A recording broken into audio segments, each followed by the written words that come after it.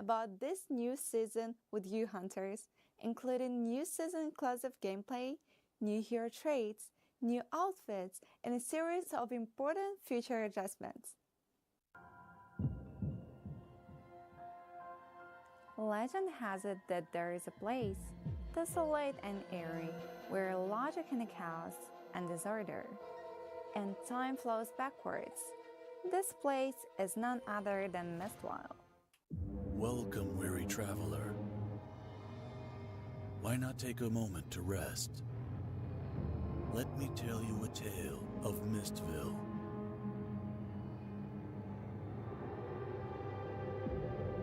In the beginning, you and your friends arrived here together. In this mist-shrouded town, you found a new home.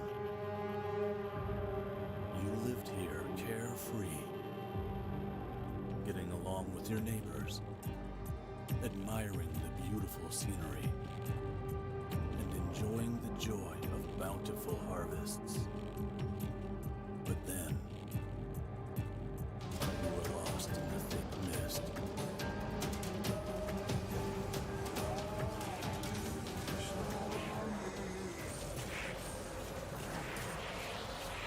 Now, look up. Where do you go? Today is just like any other day. Water! I need more water!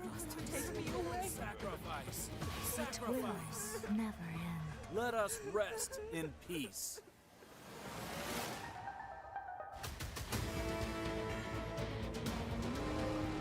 Welcome, weary traveler. Why not take a moment to rest?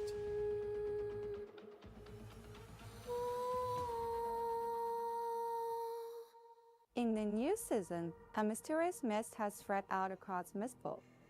Hunters will encounter Mistville residents in the Netherrealm, and defeating the residents will inevitably result in hunters getting infected. When the infection progress is complete, hunters can proceed to Mistville through the Mistville Trader, transform into a detective, and embark on a mysterious voyage of exploration.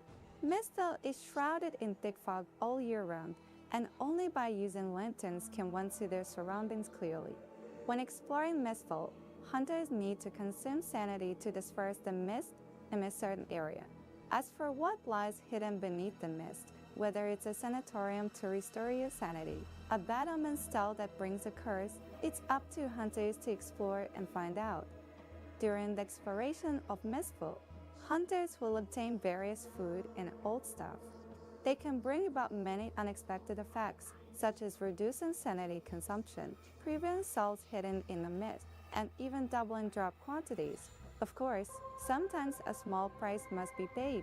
Keep in mind that food has limitations on the number of times it can be consumed and the quantity that can be carried, while old stuff can consistently have a regular effect throughout the entire period of exploration. Clock Tower is the strangest place in all of Mistville. Whenever the bell tolls, folklores will descend upon the town. Hunters need to complete challenges to solve these folklores. Once the tales have been solved, hunters will obtain the hidden treasures within the Clock Tower, as well as a chance to acquire Activation Medium, a mysterious item from Mistville. As for what the Activation Medium actually is, I will keep it a secret for now and introduce it to hunters later. With the folklores resolved and your pockets weighed down with loot, head over to the bench and take a well-deserved rest. A new day will bring more mist, but everything is quietly changing. The longer a hunter stays in Mistville, the more dangerous it becomes. But the rewards will also grow richer. Oh, and there's a mysterious legend in Mistville. A hunter who survives for 15 days can obtain a one-of-a-kind ultimate treasure. How long can hunters survive in eerie towns shrouded in mist? How many folklores they will witness, and how many mysterious treasures they will find? I can't wait to see how you'll get on. Exploring Mistville is fraught with danger, but if you're good at noticing and recording any abnormal phenomena, the journey of exploration will undoubtedly be much smoother. Hunters can collect Mistville intel and use it to activate nodes in the Deduction record. By doing so, they can uncover the truth hidden beneath those mysterious phenomena. As the investigation progresses, the hunter's sanity upper limit will increase, allowing for a wider selection of food and old stuff. You may even discover research on mistosis, a disease that only exists in Mistville. Not sure what the exact symptom is, but it can stack multiple times. However, let me tell you, the more severe your mistosis infection, the more items you obtain from the treasure chest in a clock tower. In this way, perhaps the hunters will become even more formidable detective than me. Do you still remember the activation medium that I mentioned before? Now, it's finally time to reveal what it is. Activation medium is a brand new type of support skill. Typically, they are closely related to automatic triggers. Unlike other support skills, activation medium contains 1 to 3 affixes of random value. This might sound a bit abstract, so let me demonstrate it for everyone. First, equip the arrow Einherjer in the active skill slot. Then, install the hard-earned activation medium, Sentry, into the support skill slot of the arrow Einherjer. When there are no sentries within a certain range around me, the activation medium will automatically help trigger the arrow Einherjer.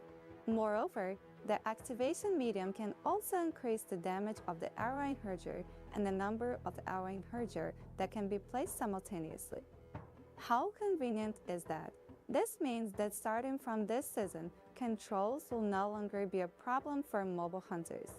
Most activation mediums can simplify the operations for hunters, allowing them to experience unprecedented ease and joy. According to my extensive records, there is an astonishing 26 types of activation mediums in the Mistville. How far can hunters develop these activation mediums? I can't wait to see.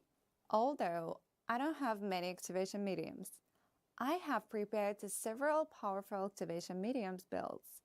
Now, for example, if hunters obtained activation medium blink attack by linking it to any attack skill, you can intermittently blink to the nearest enemy and launch continuous attacks. Or if they obtained activation medium wind rhythm by linking it to any spell skill, they can automatically trigger the skill at short intervals, and this short interval can become even shorter based on their cast speed.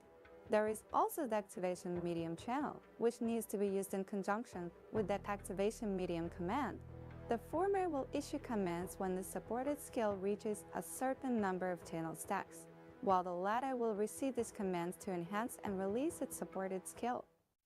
Oh my god, thinking too much. My brain can't handle it. Fantasy time is over. Let us wait for a new season to start and copy the builds of other hunters.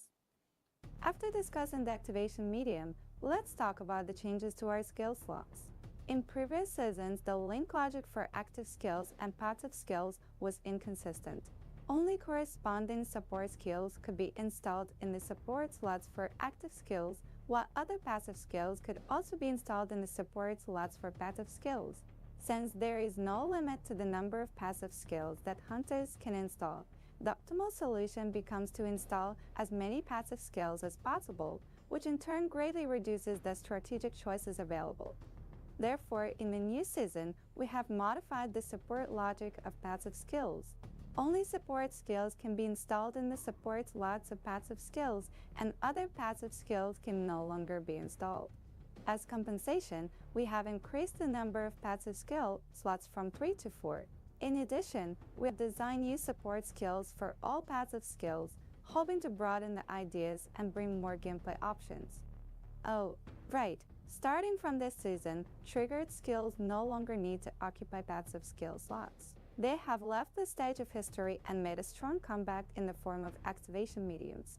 Compared to the previous triggered skills, activation mediums have more diverse triggering conditions, and the interaction between skills is more strategic. In the new season, due to the limitations of passive skill slots, the selection of passive skills will become particularly important for hunters. Choosing the most suitable passive skills, doubling down on their strengths and avoiding weaknesses, and striving for excellence with limited choices will be key in the upcoming season.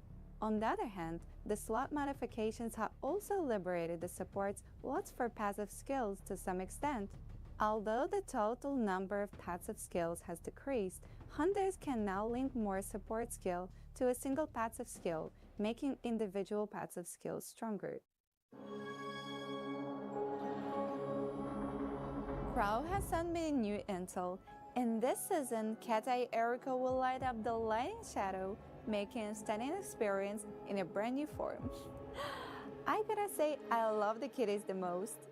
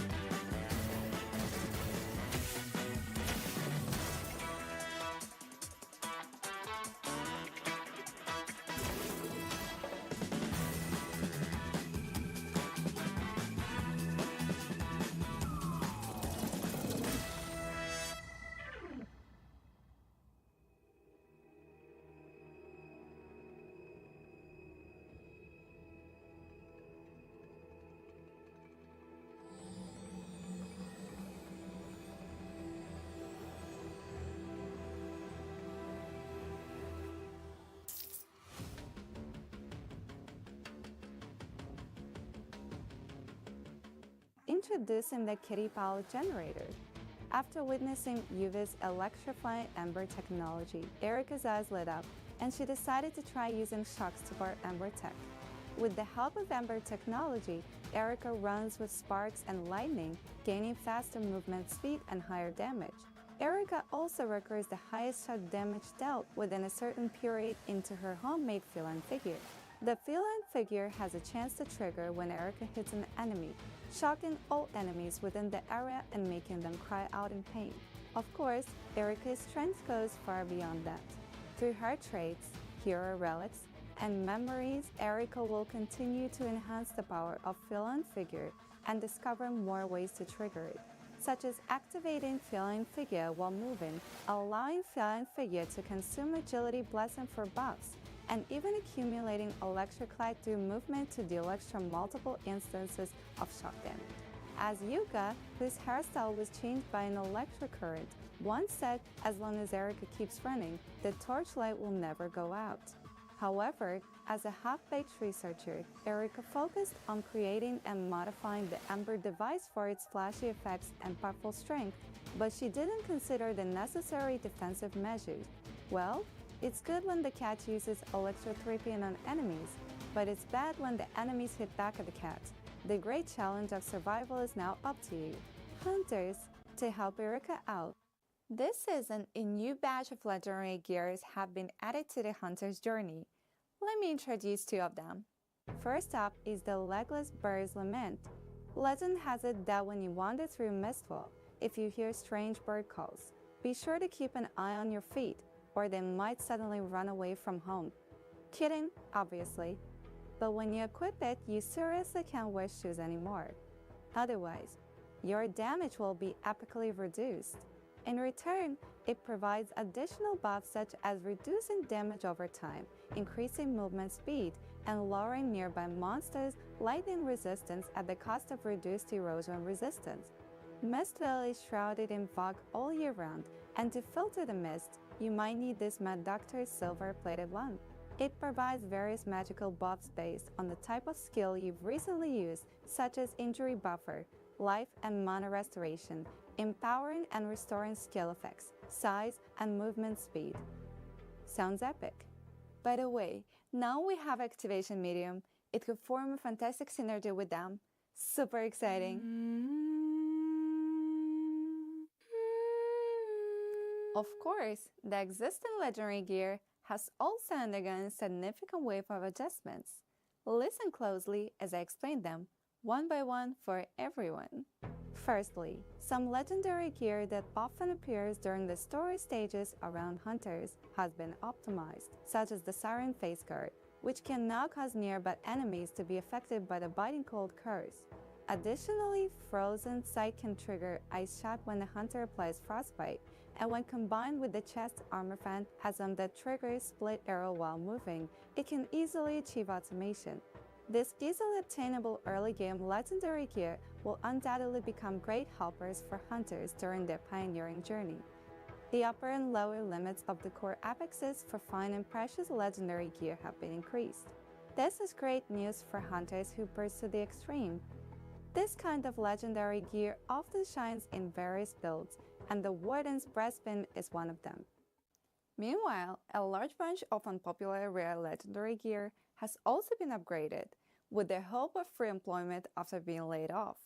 For example, take Ice Curse Cage. In the new season, the effect will no longer reduce movement speed, and this True Sight armor, which can grant hunters an energy shield with a portion of soul mana. As for the others, please check the patch note later on. Well, another thing is, in the last season, due to some overly powerful affixes in Enamor, hunters were actively challenging the queen and almost emptied her treasury. In the new season, we have adjusted the probability of each affix appearing in Enamor and reduced the drop probability of Enamor. Last season, we added the Dream Interpretation system, allowing hunters to craft legendary affixes onto their gear, turning many ingenious builds into a reality. In the new season, a large number of legendary affixes have been added to the Dream Interpretation system. Let me introduce two of them to the hunters. Dream Talking, Thou Mist Embrace, can apply the increased and decreased skill area values to area damage. And Dream Talking, Wind Breath Dispersion, when equipped in the left ring slot, can increase the channel lower limit. More Dream Talking can be found in the patch note later. In the future seasons, we will gradually add more legendary gear affixes to the Dream Interpretation system, making more Dream gear a reality. After discussing the Dream affix, let's talk about the resistance that hunters both loathe and hate. In previous seasons, resistance played an overly important role in the hunter's survival. If the resistance did not meet the standard, even if other survival stats were developed to an excellent level, the overall survival experience would still be poor. In the new season, we have changed the max resistance to 60% and made corresponding adjustments to the values of resistance affixes. Resistance will no longer decrease with the hunter's level, and the elemental and erosion damage dealt by monsters have also been reduced. After these changes, resistance remains one of the most important survival stats, but there will no longer be situations where hunters cannot continue if they don't meet the standard. And another good news, we've added a new magical ember, the Reincarnation Ember. It can change the type of resistance in the affix during targeted processing, including erosion resistance. Now you can reroll and adjust the resistance of your gear wherever it's lacking. Up next are some adjustments related to game mechanics. In the previous few seasons, we have been strengthening weaker mechanics, hoping that they can be used more widely, and have achieved some nice results. However, due to the very high cost effectiveness of some mechanics, many mechanisms with acceptable benefits have lost their employment opportunities in comparison, leading to an overly singular BD situation. In this season, we will make slight adjustments to these mechanics, such as the Court Element Focus, with the cold damage added adjusted from 2% of max mana to 1.5%. In the future, we will continue to optimize the mechanisms to strive to give more builds to more employment opportunity. After introducing the balance adjustments, I also want to talk to hunters about changes in the early game experience. In the previous season, we introduced solo soft-found and hardcore mode. We have re-examined the early game experience for hunters, including the main story stage and Netherrealm journey from time mark 1 to 6. For a novice hunter just starting out, the current beginner's process does not effectively guide them in improving their skills, While for experienced veteran hunters, the beginner's process lacks challenge, making them seem too bland and boring. On one hand, we hope that the beginner's process can help novice hunters become more familiar with the game and discover the fun of the game. On the other hand, we hope that all hunters can experience the continuous self-challenge and the mind flow of the becoming stronger step by step in the process. Therefore, we have made the following adjustment to the beginner's process. Firstly, we have changed the main story from 5 chapters to 3 chapters, while also adjusting the difficulty of the story stages and adding a limit to the number of challenge attempts. The revised main story progression will be shorter, but more challenging. When hunters encounter bottlenecks in the main story, they can enter the treasure trove, filled with hidden treasures, to seek improvement. We have added the treasure troves in each chapter of the story, where hunters can gain a large amount of XP and specific legendary gear. In addition, to address the issue of abundant gear not bringing improvement to hunters, we have reduced the drop quantity of rare equipment, but adjusted the corresponding affixes and values to make their growth better. Finally, we have reworked the early Netherrealm Confusion cards. With these cards, hunters can now obtain the items they desire in a more targeted manner. We hope that these changes will improve the early game process, making it smoother, more challenging, and full of surprises. We also hope that the new beginner's process will become an important part of the hunter's beginning of the journey. When hunters first embark on their journey, they are likely to be overwhelmed by the variety of the gear available. Moreover, it's challenging to create a complete and mature build with these highly randomized equipment pieces in early stages. To address this issue, we have introduced set drops in early and mid-game. Set gear typically comes in sets of 6 pieces, and hunters will receive additional set bonuses when equipping 2, 4, or 6 pieces. During the story stage and early Netherrealm, hunters can steadily obtain set gear and continuously improve themselves with the help of the set. In this way, hunters will have a clearer sense of their early goals and the experience will be smoother. However, it must be noted that the strength of the set is only suitable for early to mid-game use. In the later stages, hunters will need to mix and match the gear that best suits them. After all, the quantitative builds of sets are limited, and we can't let them restrict the hunter's late-game development. Some builds cannot be separated from their corresponding legendary gear, but the high threshold of legendary gear keeps hunters who want to experience it at bay. The inability to start the entire build due to the lack of a single legendary gear has undoubtedly frustrated hunters who want to experience different builds. In this season, a batch of popular high-threshold legendary gear, such as Forlorn Crystal and Surging Inspiration, have welcomed their own Youth Edition prototype. The legendary prototype has slightly weaker effects, but the core system is similar and the acquisition threshold is significantly reduced. With these legendary prototypes, the issue of excessively high cost for some builds can be largely resolved, allowing hunters to better choose and experience their desired builds. Up next, we will be introducing a series of adjustment and optimization to the features packed with the useful information. The problem mentioned by the hunters in the last season have been properly addressed. First up is the build recommendation system. In the new season, we have connected the recommendation data from all of the different servers. Now, hunters can use build codes from any server and also share their own build codes with hunters on any server. In the last season, we introduced the customized filter feature, allowing hunters to define drop content according to their needs and enjoy a smoother loot experience. However, there are still some inconveniences in using custom filters, so we have restructured the filter condition editing interface to support convenient multi-selection of item types and affixes.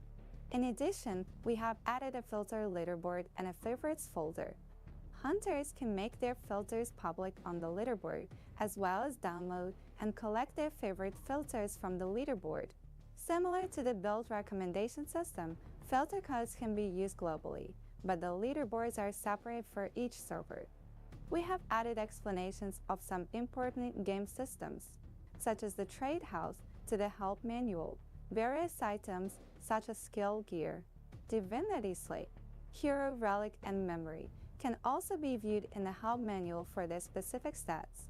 We hope these changes will help hunters better understand the game. In the previous season, there were numerous rare monsters in the stages, but they were not very powerful and their loot was nothing special.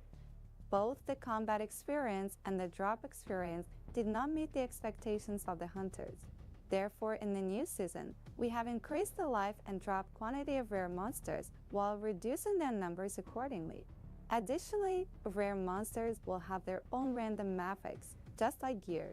As the stage difficulty increases, the number of random affixes on monsters will also increase accordingly.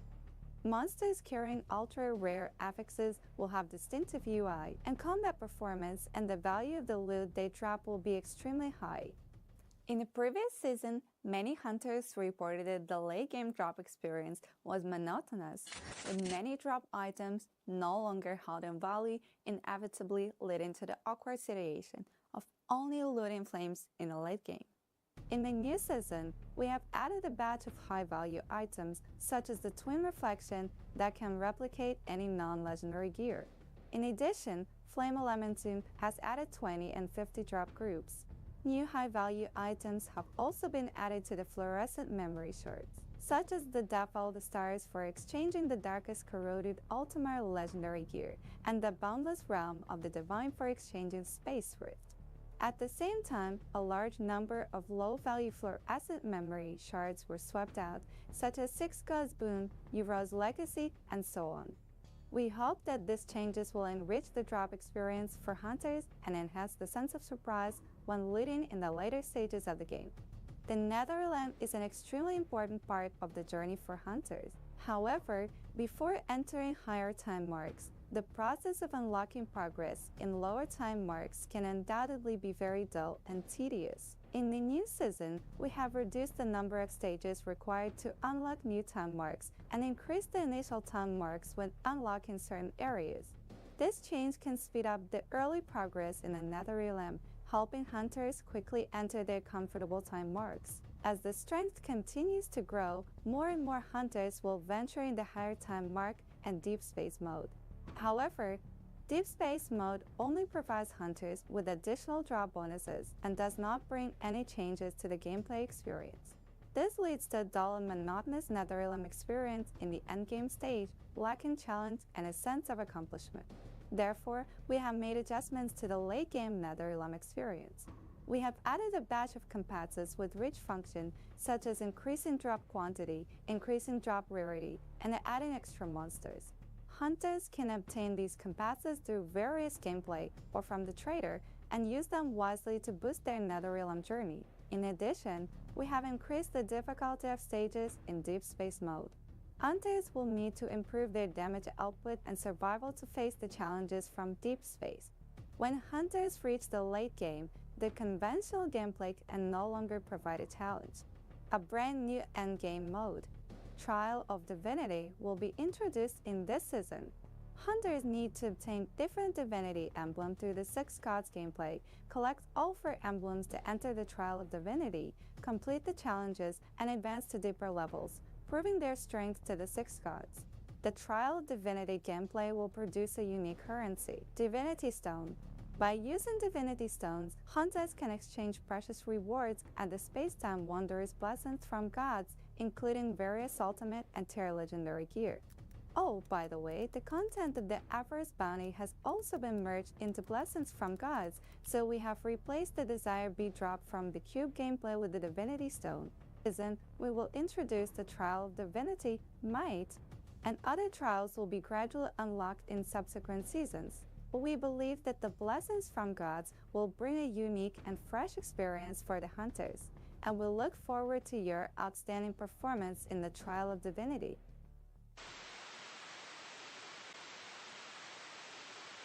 The twin lotus withers together, and the leftist continent finally awakens from the endless long dream. However, in the new season, hunters still have a chance to encounter the dream lotus in the Netherrealm, interact with them, construct 3 dreams, and escape from nightmares. ultimately obtaining generous rewards in a dream bubble. In addition, we have design corresponding trait cards and confusion cards for the Twin Nightmare gameplay. Hunters can use these cards to increase the probability of Twin Nightmare gameplay occurring, enhance the drops from Twin Nightmare gameplay, and so on. Up next, optimizations to the user experience. We have optimized the drop performance, so lag or even crashes caused by too many drops will be significantly alleviated, as the drop performance has been optimized, as the pickup experience needs to keep up. Now, when hunters pick up items, all the same stackable items within the pickup area will be collected into the inventory at once. The compass you put in can now be saved. The last compass installed by the hunter will be automatically recorded, greatly simplifying the creation. We have also optimized the damage numbers by adjusting their size and animation, distinguishing different types of damage with different colors, and highlighting the highest damage dealt by the hunter within a certain period of time to help hunters perceive their growth. The screen shake effect will now be reduced as the skill speed increases, hoping that this change will bring a more enjoyable and smooth combat experience for hunters. In the new season, we will unify Anchor Action and regular Battle Pack Spirit Rotate boon into Project Battle Spirit boon. This boon also includes some Battle Pack Spirits from previous season, and hunters can choose any one of them to increase its drop rate. The Season Pack Spirit boon has also been adjusted. In the Season Pack Spirit boon, every time you obtain a rare or magic quality pack spirit, there is a 30% chance that it will be the corresponding Season Pack Spirit. We will be adding 3 new pack spirits, including 1 season exclusive pack spirit and 2 battle pack spirits. First, let me introduce this season's exclusive legendary drop pack spirit, Mistville Orphan. The girl who wanders in Mistville all year round is already familiar with everything here. When she feels happy, she will open a rift for you, leading you to the Mist Lake, where countless treasures are buried. Introducing the battle pack spirit backup power. It runs wildly inside the energy sphere, providing the hunter with basic shock damage. Additionally, it helps the hunter restore life and energy shield when settling shock, and increases the hunter's movement speed. No doubt, it will become a valuable asset for Erica. Another pack spirit is the awe-inspiring Captain Kitty of the Furious Sea.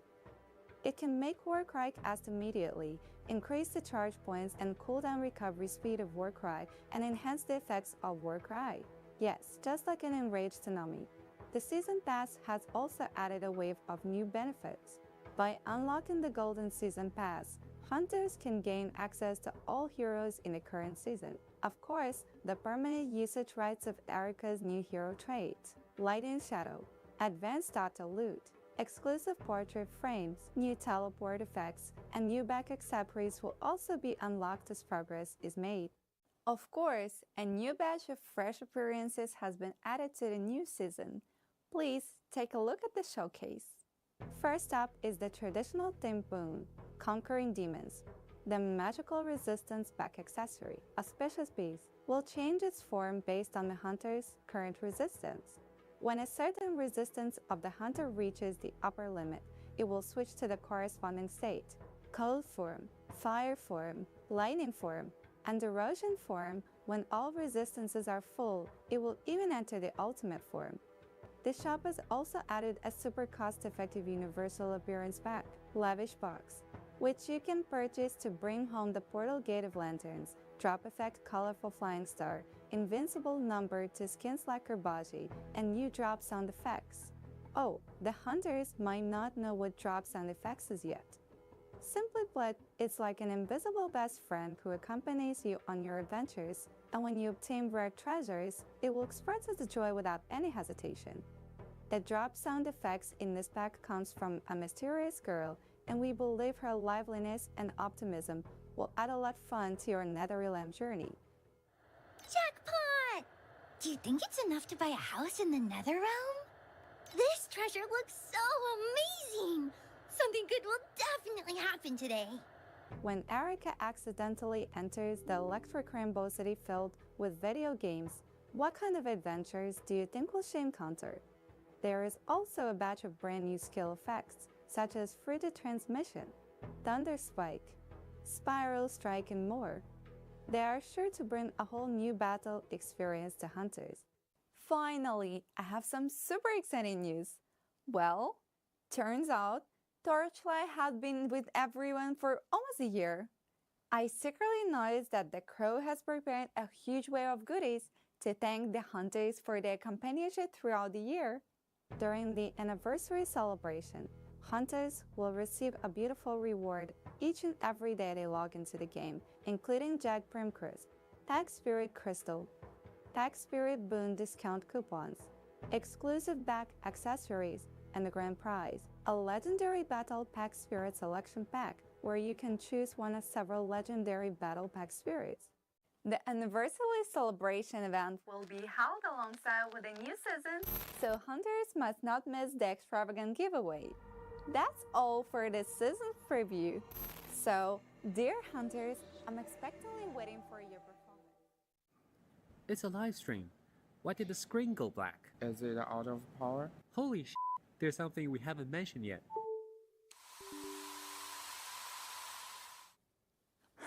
Finally fixed. Hello hunters, welcome to Whispering Mist Season Preview Livestream.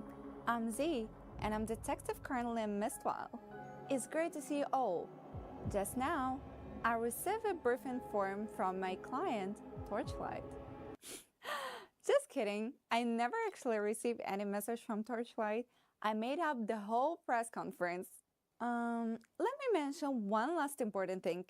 I'm happy to announce that the team-up system will officially launch this season, allowing hunters to join forces with their friends in a battle.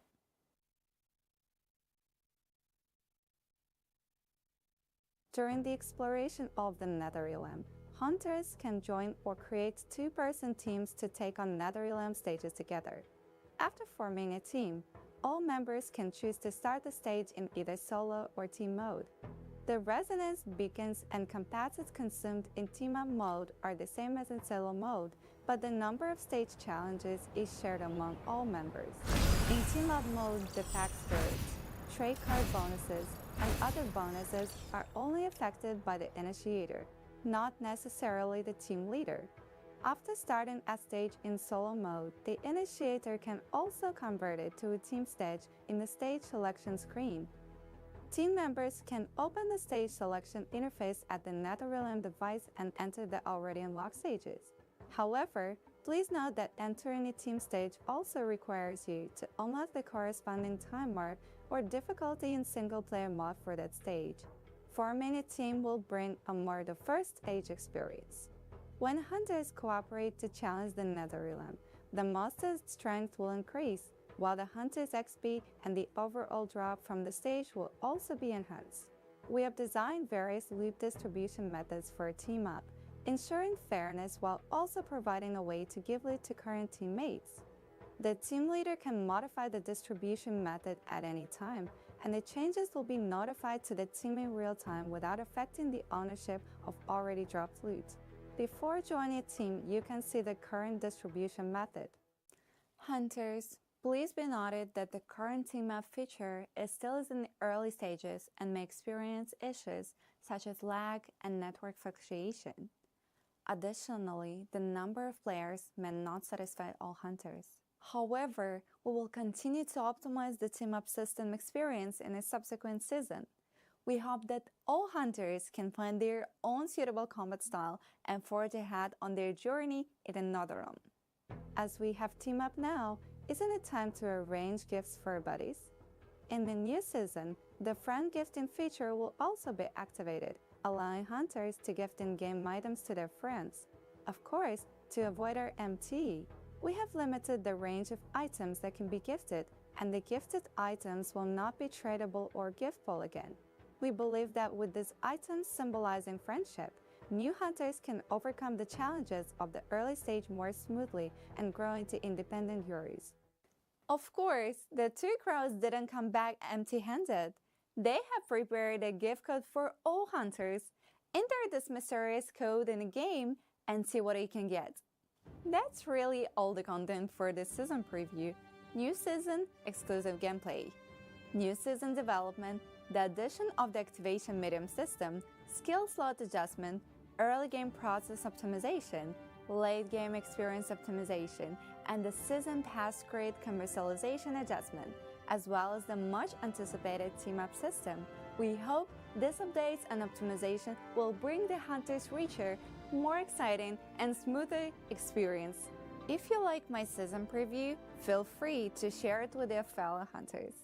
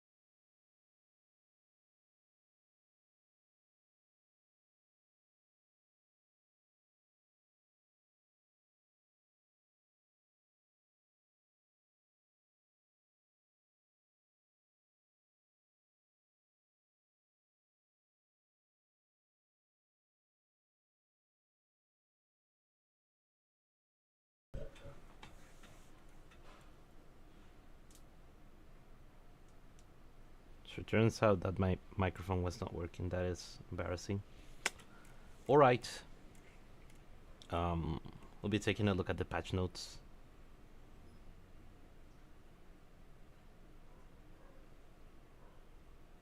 Oh, where's the audio?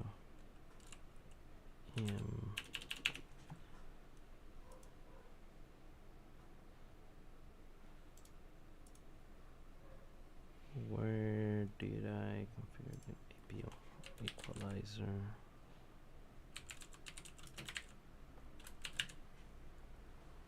Equalizer appeal.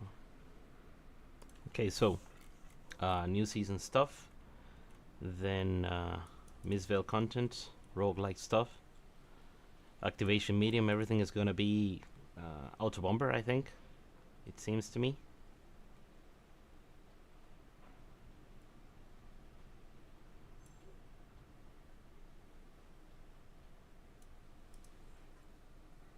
Supports empower defensive restoration, curse and Warcry skills, so you can automate the Warcry skills.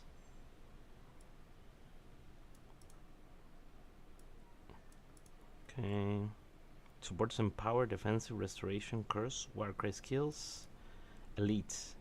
When the elite enemy is within 6 meters, always attempt to trigger. So trigger on hitting an elite. Trigger on hitting a boss.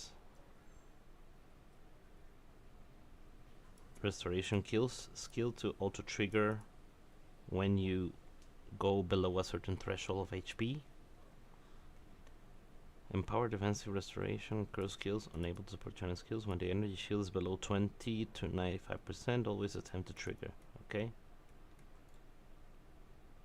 Empower defensive restoration, severe injury, multi-strike. Upon reaching max count, you trigger the supported skill. Okay. When you gain a demolisher charge. Okay, so this will make earthquake. So you can put this on earthquake and make it so you basically just gain the charge. As you gain the charge, you trigger the earthquake, making it very easy to play.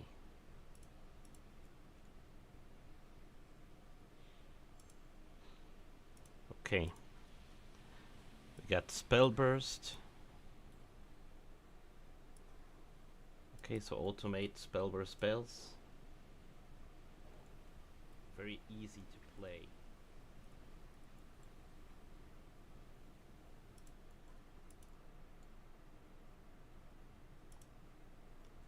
Then we're gonna have start. What is this? Upon starting to move, trigger the supported skill. Okay, trigger on move, trigger on being rooted, trigger resonance activation. When using a supported skill, activate resonance. Resonance. What is resonance? Oh, this is resonance. When resonance is activated, it triggers the supported skill, and it supports empower defensive restoration curse. So you can basically automate everything. I wonder if rhythm. Oh, here's rhythm. Support active skills that can deal damage. Cannot support channel skills or attack mobility skills.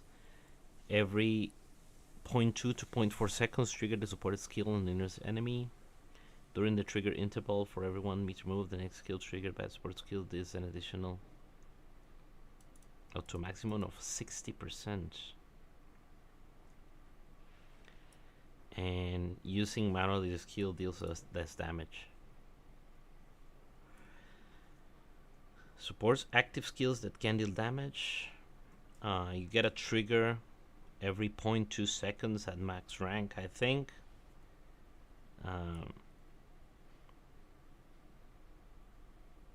And if you move, you get up to a 20% multiplier. No, up to a maximum of 60% multiplier. So it's a higher multiplier than most other things. Okay. Supports can enhance attack skills that deal damage. It cannot support passive skills and enchanted skills. While stationary, blink. Okay, this is a blink. 31 to 55 attack damage. Okay, so if we look at the current supports, I don't think many of them reach 55%. There's like the attack one. Let me see. was the name of it. So for instance, the Thunder Spirit has the ability to equip Multi-Strike.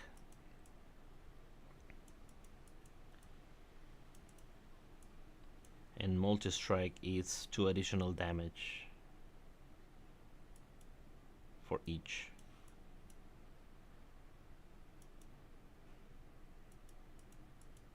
So wind projectiles is 33% starting, 33, and I think it goes up to 46%. This starts at 31 and goes up to 55. So wind rhythm. This is for spells. Always attempt to trigger the supported skills and the nearest enemy.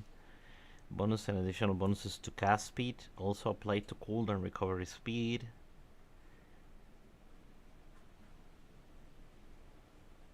Okay, so yeah, every build is gonna be an auto bomber. No longer gone are the days where you press buttons to use abilities. You now just run around and stuff dies, I guess. Good for mobile, but I would still like I would have loved for these to be worse than regular support skills, so that not everything becomes triggered. Now I wonder, we'll be taking a look at what happened to the trees that affect trigger skills, because everything is going to be triggered now. So this is the new Erika trait. Traits are rather confusing to me when I read them in the patch notes, and most of the times I end up misinterpreting them how they work. So I'm gonna skip this one for now. Legendary gear. Demolisher skill is supported by quick return. When consuming a Demolisher charge, you gain 80 movement speed. That's pretty good for Earthquake. I wonder if we're getting new Demolisher skills as well. Mag Daughter's Evil Played Along. Upon casting a Restoration skill, you get an injury buffer. Upon casting Empower, you get life and mana. Upon casting Defensive, you get increased effect. And if you have casted any of these, you get increased size and movement speed. Okay. Terra skills. Probably trying to make them not terrible. 10 max life and energy shield. When dexterity is greater than intelligence, you get blur effect. When equipped in the left ring slot, you get blur. So you get permanent blur on the left ring, and if you equip it with a magic ring, you get damage over time per blur rating, further increasing the DOT scaling for blur. Pretty good.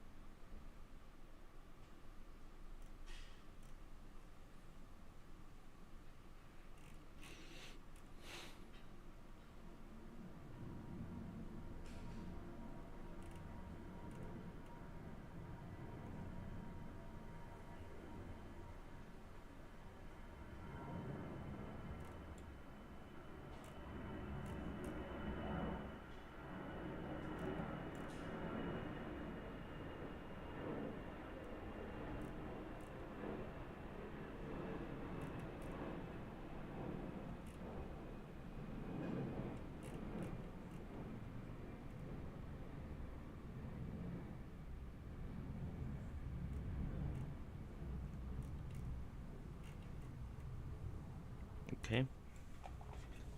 Earth Raiders, ground skill, duration, minus 30 player movement speed, and you get movement speed while the ground skill is on effect. Ground skill. Okay. Seems strange.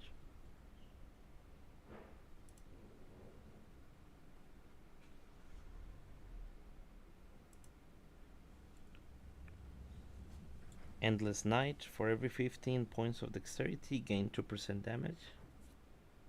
30 movement speed, line resistance, dexterity is fixed at 750. Okay. Oh, it's a prototype. So you get all the benefits of that stacking early, but you cap it. I think this is really good because, you know, getting to 750 dex early is it's not that easy. Wingling Tango, +1, +2 projectile skill level. Main skill is supported by level 15, 25 level blinding and wind projectiles. Main skill is supported by 15 level increase area and slow projectile.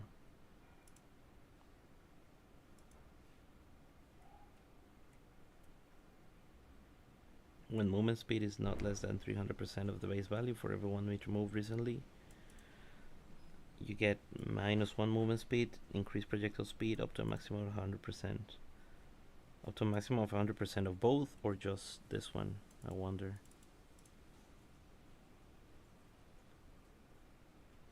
Okay, Thunder Branch grants you added lightning damage, crit rating for attacks with this gear, so that's probably a weapon. 50% chance to trigger combo lightning on attack. When your offhand is empty, you get 80 to 100 lightning damage. Yeah, so this is... The problem is that we don't know what type of weapons these are, right? Jumble Eyes prototype, like regular Jumble Eyes is terrible right now, so I hope they change Jumble Eyes. For every stack of Focus Blessing, you get 30 spell damage up to a maximum 240. For every stack of Agility, you get 30 spell crit rating up to a oh, so we're gonna have Thea going crazy with this weapon. That's a lot of spell damage early game. So that's 30, 240. Divided by 3, that's 80. That's 8 blessings, which is very easy with regular Thea, and 8 agility blessings. So you can go agility and equal your agility, your max focus to your max agility blessings, and get both of these bonuses really early.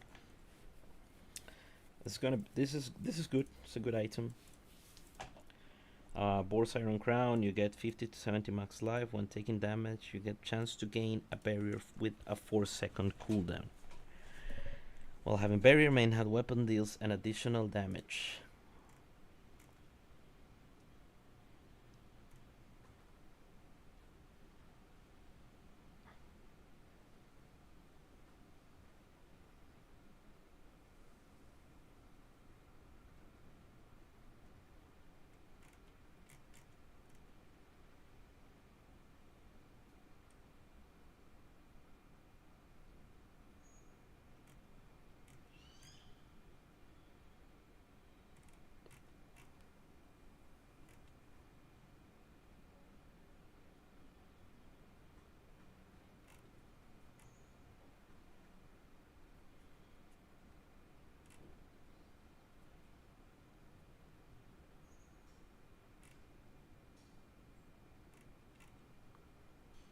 Okay.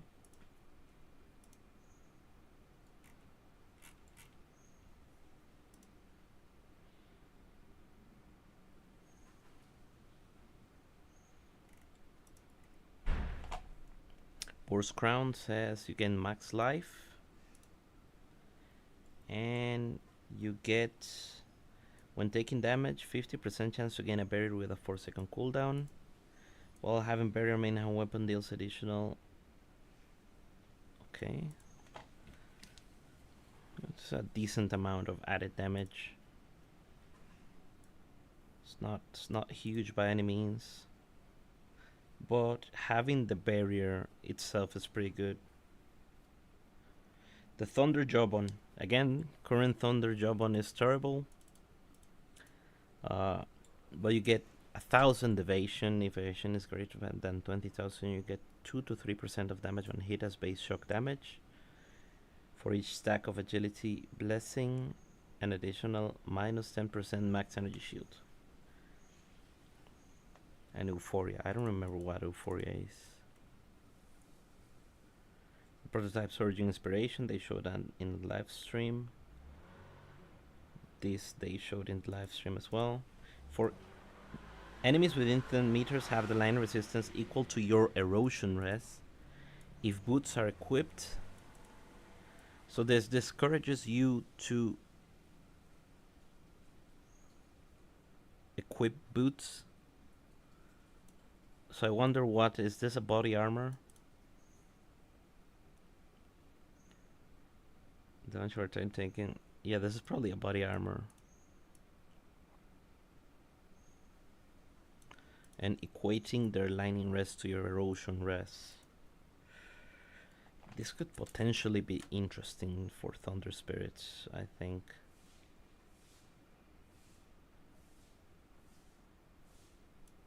I don't know. There might be a way to mitigate erosion damage. I think there's those amulets that give you erosion damage taken as some other type of elemental damage. So that combined with this could be interesting, because you could keep your erosion in negative and basically just get lining pen that way without having to invest in it. Beacon is spell burst, I think, and when activating spell burst you get less skill area. It's probably a helmet. The Forlorn Crystal, the Howling Wind, Gale I believe is increased projectile speed and you get damage per projectile speed, but I wonder what slot this is. Yeah, we need to know what type of slot this is. I'll probably wait until TLIDB is updated so you can take a look at them. The set items. So what is Voyager? Random elemental resistance, hero trait exclusive affix, set affix.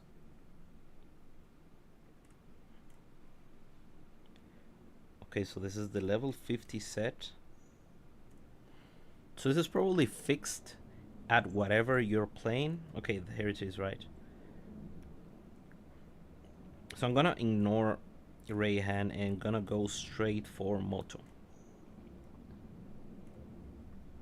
Order culling. So 2 set, you get overload duration.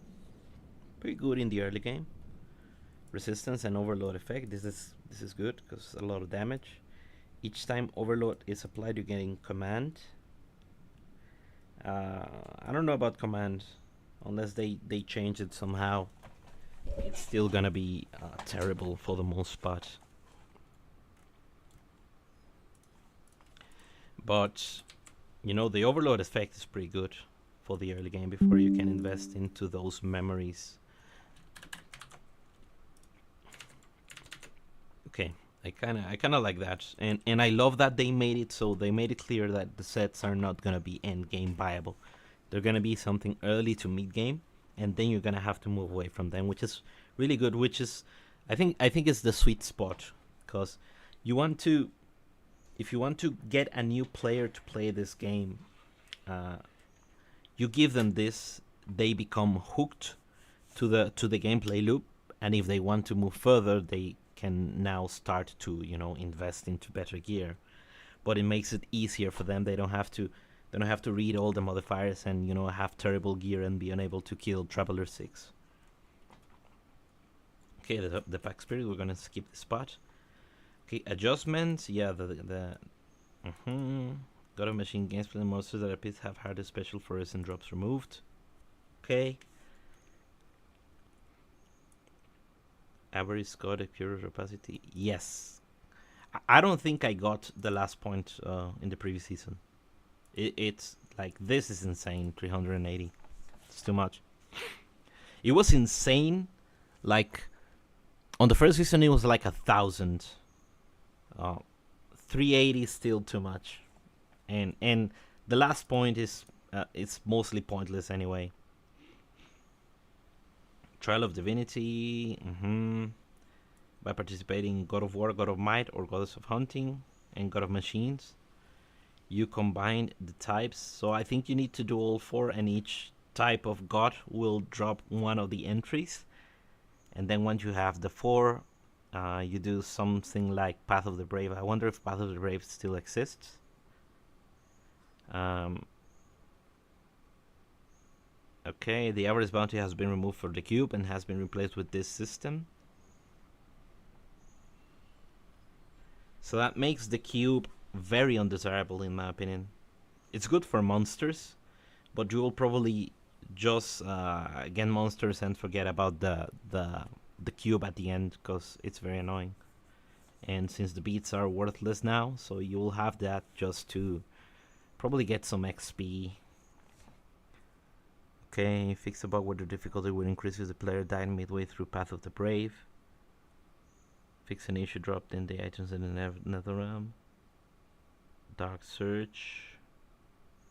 Yeah, I don't think I encountered any of these. Okay, story. It's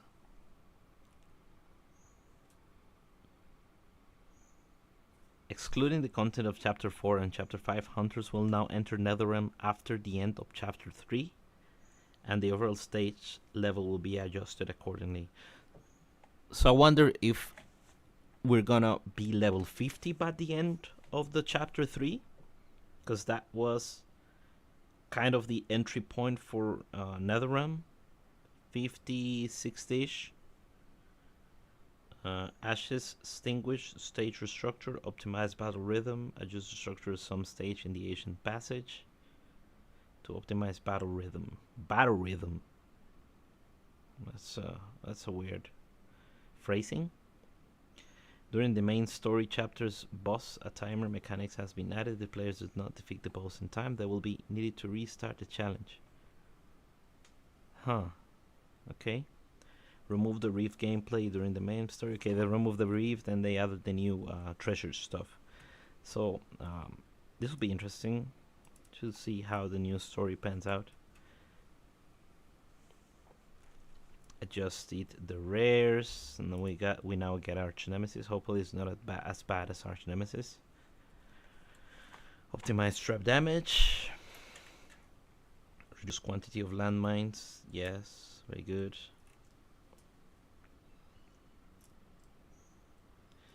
And Path of the Brave doesn't want you to be AFK, but you know, the game is pretty much AFK right now, so all you have to do is move around and just autobomb your way through Path of the Brave. So Netherrealm adjustment, early stages of the Confusion card has been revamped to hunters, so they have target farming. I'm very tempted to go SSF at the start of the league to test all of these systems. Netherrealm quests no longer offer beacon rewards. Has added 7 new types of compasses, each providing different functions, such an increase in drop quantity. Okay, yeah, this I think all of this is very good. After failing to challenge the Plane Watcher, no attention points will be returned. Deep Space mode has been changed to open at 8.2. The compass slot will now record the compass, so when you're playing with the controller, you don't have to. It's going to be faster. The unlocking conditions for the compass slots have been modified. Now the 4 compass slots will be unlocked when reaching 8.1, 8.2, 8.3, 8.4. Okay.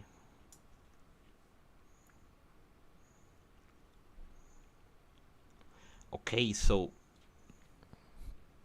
I guess it makes sense, because spending compasses in T7 it's a waste either way. So I suppose it's not the worst to have this unlock on 8, but how late will you be able to reach 8 though? That's the question. Exchangeable quantity of each beacon in the beacon shop has been reduced. The confusion cards in the late stages of Netherrealm have been streamlined. Most confusion cards no longer have multiple versions. Okay, only the version with a progress value of 2 is retained. Among the confusion cards with progress value requirements of 4 and 6, only those with strong enough gravity have been preserved, while those with insufficient gravity has been removed. What do you mean by gravity? Do they have such a thing right now in the game? Let me see. gravity.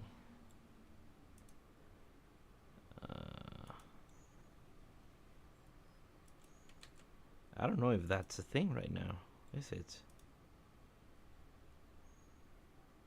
Cold War. I see confusion, but I don't think gravity is a word. They probably mean like this, like the number of maps you need to do to. Yeah, I think that's what this means. So you will only need to do 4 and 6 for the, I guess, the rarer cards, and every other card is gonna be 2. Okay, the drops. So Flame Sand and Flame Elementum can drop in stacks now. It's pretty good because, you know, in the end game you will drop in, yeah, upwards of 100, 200 Flame Elementum in a single stage. Okay, we get more soul candles. No, you get more soul candle points, but the soul candles drop left often. But probably this will make it so it's easier to produce good candles at the end. I didn't interact with Eterna at all during the previous season because I was kind of burned out from Eterna from the season before it.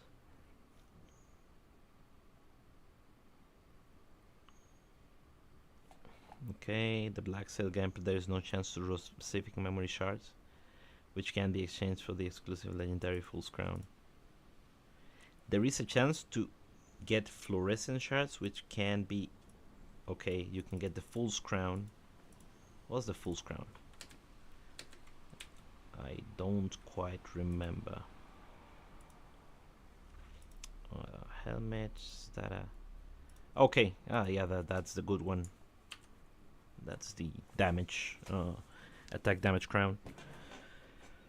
Okay, when using one Queen's Grace to challenge the Queen of the Eternal Sun, she will no longer drop Enamor. Oh, I didn't fight this boss at all.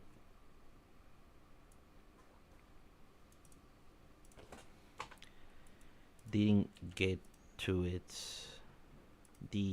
I think that the drop chance for the entry was so rare. I don't think I even have one in my inventory.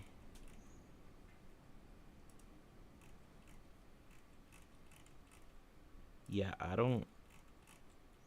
didn't drop a single one of those. I dropped one, only one, and I sold it because my character was not strong enough at that time. Okay. When using 3 Queen's Grace to challenge the Queen of the Eternal Sun, there's a chance to drop a large amount of Dream Talking. That's pretty good. When using 3 Invitation Pirate, there's a chance to drop shards that can be exchanged for the Heart of Eternal Realm with 5 engrams. That's good. It's gonna make Pirate less of a risky gamble. Tidemaster, Cicada Shell, Frozen Part have been changed to common drops. Yeah, these were very bad to be boss drops, to be honest. The special equipment bases dropped by Traveler and Planewatcher have been changed to drop from 6 gods. Shaman's Amulet, Cataclysm Amulet, Sunlight Amulet, and God's Grease Bell. Okay, these are the bases. Okay. You can get Lunar Corona from God of Machines. Makes sense. And you can get Aurora Rings from Goddess of Hunting and the Prisoner Ring. So what will be the point of Traveler now? Because I don't see how you make profit fighting Traveler when this is gone from it. I don't know. So crafting. In order to increase the value of dropped gear and make gear growth and crafting process more phased, we have made the following adjustment to the rare gear and crafting system. Under normal circumstances, the maximum plasticity is 100. I think it was previously 200. Rare gear of the level of with an item level of 100 has 200 plasticity, but can only be obtained through trade cards. Okay. T0 affixes will only appear in rare gear with an item level of 100. Does that mean that you can only craft T0 on a level 100 basis? Or that you can drop, you can get items which have the T0 affixes and you can no longer craft them? Increase the drop rate of gear with 1, 2, 3 tier 1 affixes. Now the prototype crafting function can only be used on gear with an item level of 70. Okay, so you're basically discouraged from crafting at all during the early game, it seems. No, that's prototype. You can still... Yeah, prototype is the reroll one, right? The affix upgrade function is unlocked after completing... Okay, during the prototype crafting, locking one affixes. Yeah, only level 70, so you will not be able to craft at all during the early game.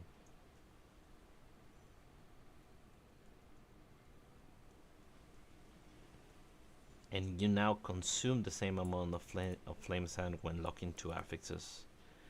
Okay, flame residue and flame doses are replaced by quartz grain and ground quartz, which is the main consumption for affix upgrades. Okay, yeah, because this was basically useless beyond a certain point. Upgrading tier 3 to tier 2 will consume FE now. Upgrading affix from tier 0 will only consume the ultimate ember. Okay. Yeah, because crafting, so this is gonna make crafting the 200 weapons a bit cheaper, because you were spending 100 FE for a single upgrade in the 200 weapons. The function of exchanging flame sand with ground quartz will be cancelled. Okay.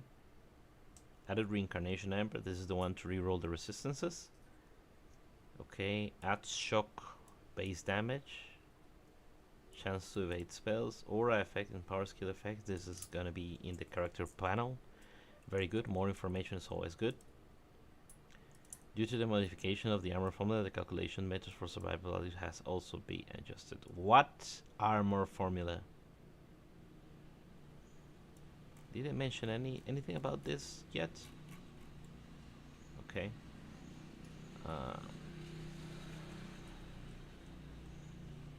You now have a 30% chance to get purple season pack spirits at a 30%. I think it was like 10%.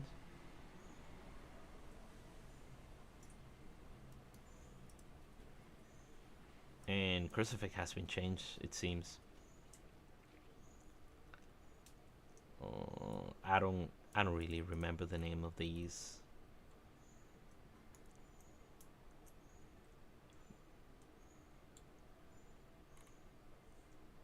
Okay, hero memories, and okay, let's get to the grain of it. I don't know about Berserker Rehan. I know a little bit about this guy.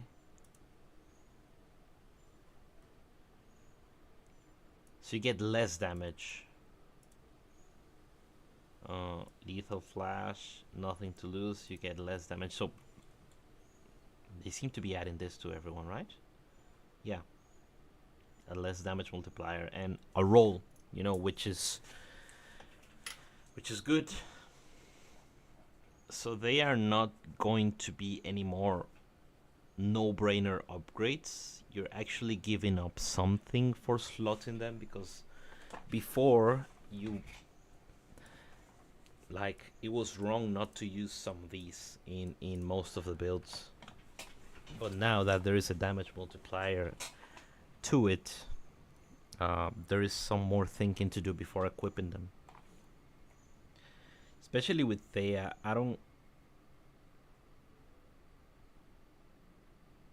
Oh no, this is a prototype version. Okay, I see. So you're getting an earlier version. You get the predicted sacrifice, but get a less damage multiplier, and then you can buy the OP version without damage penalty. Okay, that's pretty good. Because a lot of these were extremely difficult to acquire. To the point where, you know, there will be 3 or 4 in the market for 500 to 1000 FE, depending on the popularity of the build, or even more. I think the Erica ones were not the Erica ones, the Iris ones in the previous seasons were like 4000 FE. So yeah, you're not getting those. But now with these prototype versions, okay, I like this. It's a good change. So it's basically the same thing of the hero trait, but with damage penalty, and everyone is getting one of these. Okay. Increase the drop rate of hero memories, which unlocks the trait. Reduce the drop rate for some legendary memories. Added a batch of easily obtained legendary. Okay, yeah, that's that. Other adjustment: added a guiding quest for the city of Eterna. Blue guiding light in the main story stages. Added a new pickup sound effect.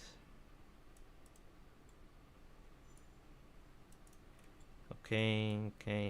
Race against the sun. Yeah, whatever. Okay, the newbie builds is removed. They never added anything to it, so I guess it was coming. A new reflection system has been added. You can replicate on the... Okay, so this is Mirror of Calandra. Add a new batch of pickup SFX. The drop performance has been optimized. New outfit type added. The voice lens. New growth type back accessory has been added. The character resistance change can be... Okay, we got the multiplayer. The boon feature will now be unlocked after completing chapter 1. Energy core trade house has increased to almost 1,000. New accounts will receive 100 hero emblems as a gift. Okay, pretty good.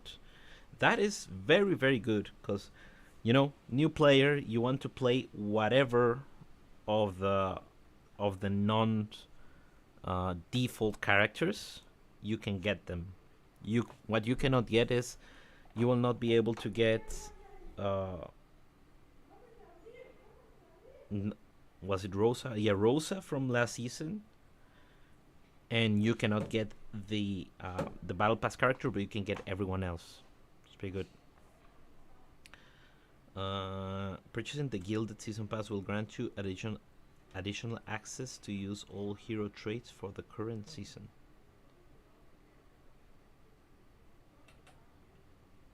Okay, so you don't have to spend your hero tokens. You just buy the battle pass. A new season preview reward button has been added to the top right corner for each boss interface. Some legendary hero memories has limited installation quantity. The Divinity Slate affix list now has a keyword search, and the filter condition is okay. Adjustments. In the previous season, the damage upper limit applied to the calculated value of each instance of damage, meaning that the calculated results for each damage instance cannot exceed 100 billion. The new season will adjust the damage upper limit mechanism too. Within the same frame for the same enemy, damage originating from the same player, it is divided accordingly to damage type, and now all damage of the same type shares an upper limit.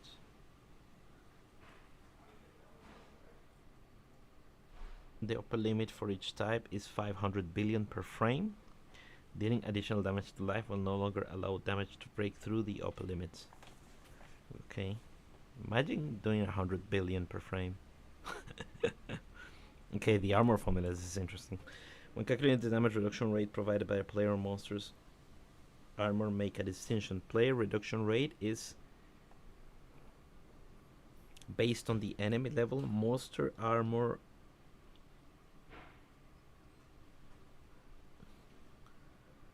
.9 times the monster armor value plus 30,000.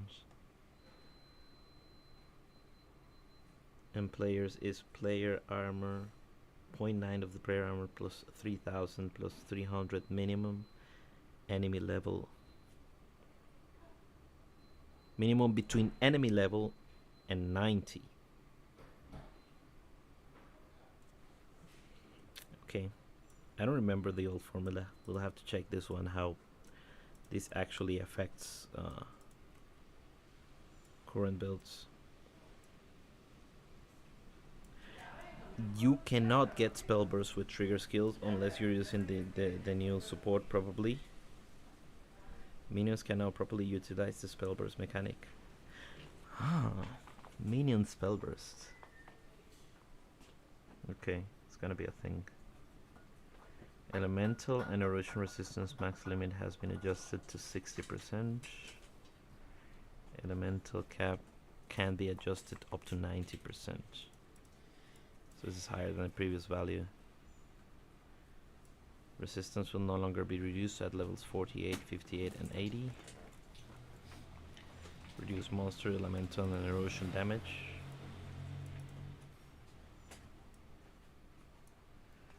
Shock damage now ignores lightning res.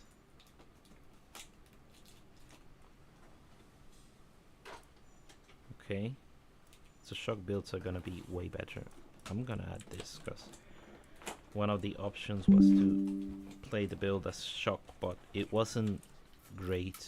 But now that it has this stack, it might be even better. The unlocking conditions for each trade point have been changed from the original 9, 13, 32, 50 and 62 to completing Riverside Quest, level 25, level 45, 60, 75 and 90. Okay, so the bar is moving a lot here. 90 from 80. So the barrier of entry to get to tier 7s faster was the level 80 trade, but since you're gonna have to be farming T7s long after you reach that point, because otherwise you're gonna take forever to reach level 90. Okay, some traits adjustments. I didn't play Frostbitten, so I don't really know what these means. Okay, let's see lapse.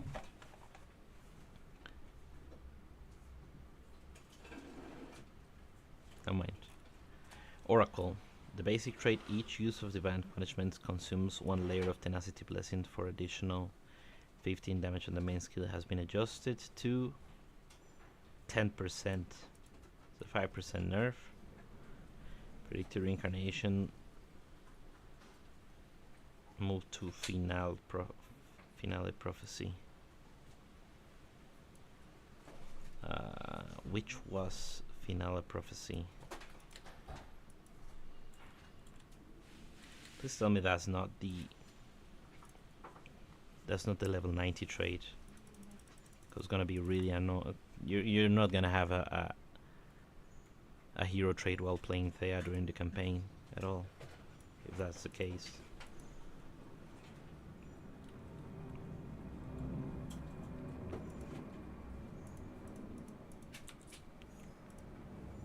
Okay, no, it's actually the first hero trait, so they're moving it to the first one. It's a good change. Trait predicted hope the effect of recently each use of divine punishment consumes a layer of blessing when using divine punishment links.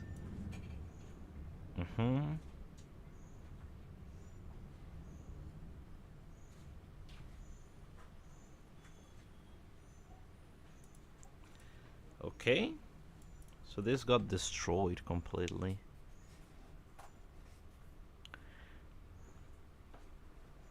So this basically gets rid of snapshotting Thea for good. This is a massive nerf, insane nerf. Okay, order. I'm gonna screenshot this. So it reads, the basic trait removes.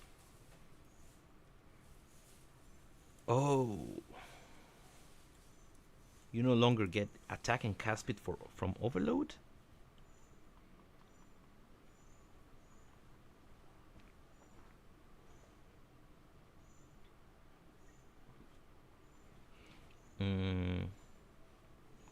Okay. Let me read the current version of the traits.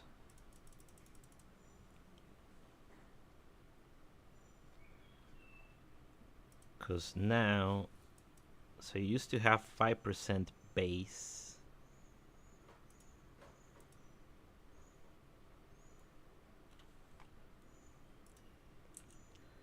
So the basic trait says, let's see.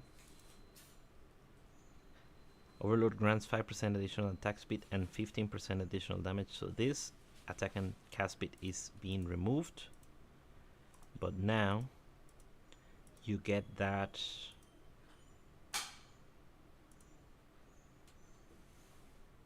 where do you get that?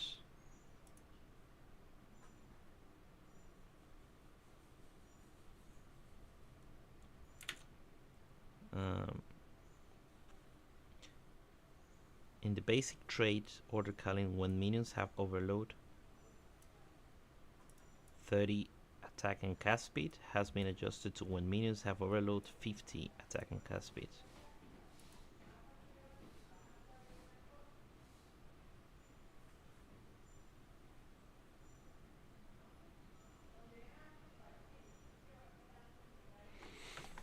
So you're getting an early boost, but this is an overall nerf to the overload effect calculation.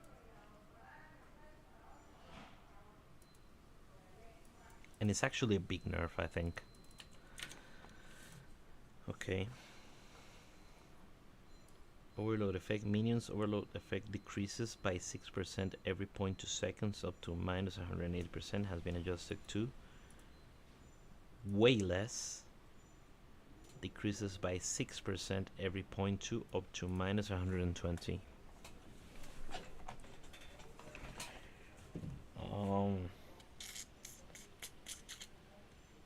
So we're having just like that 60% less overload effect.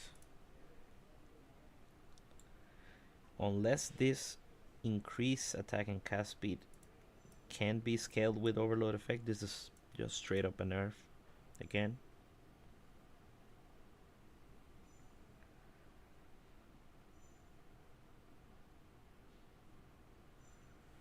They're removing the crit rating.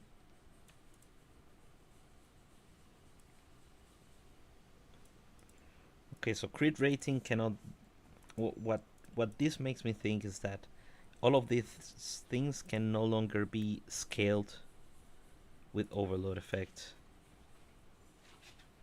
and then removed the attack and cast speed overload effect scaling. Okay.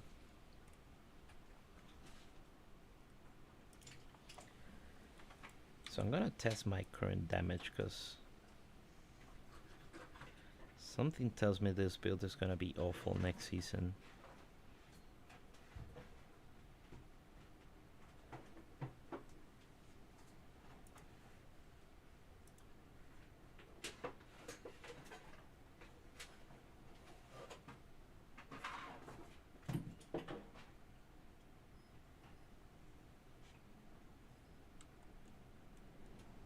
Yeah, we'll have to test once the changes comes live.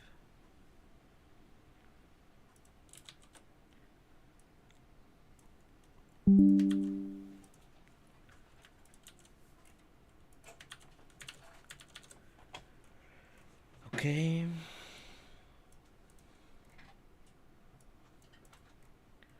Hero memories and relics adjustments.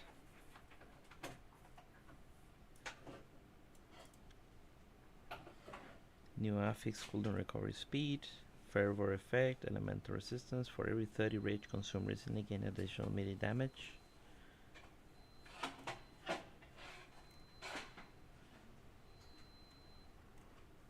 Okay.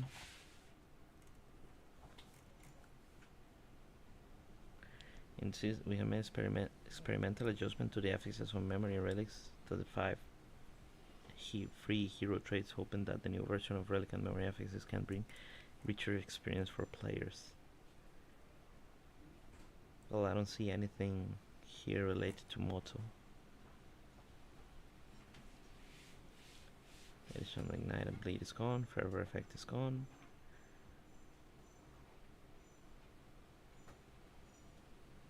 Yeah, none of this seems to affect. Okay, let's see. Gemma.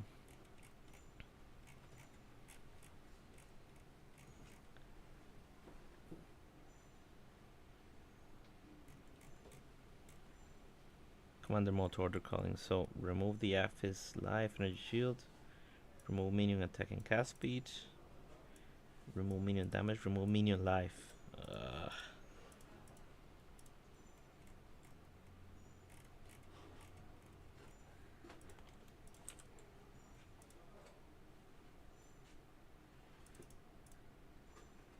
Well, that's from the relic. We weren't using any of these on the relic anyway. When casting on restoration, sacrifice a recent minion gaining additional restoration effects. When you activate an power skill, targets the highest rarity enemy to prioritize, dealing an additional 20% damage. Okay. Let's see, because with the removal of all the overload effect scaling, this will probably be the way to build it next season.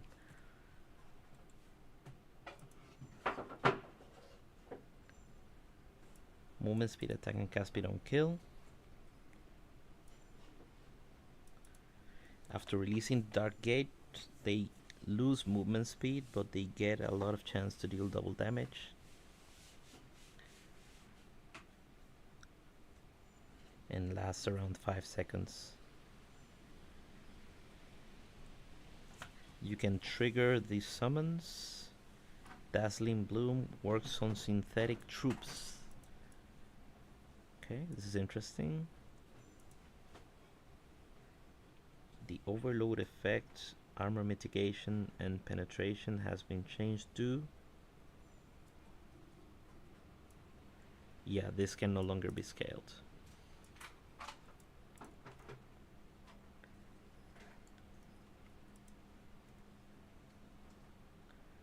Elemental and erosion resistance pen. Okay, remove the affixes. Minion life, this is a nerf.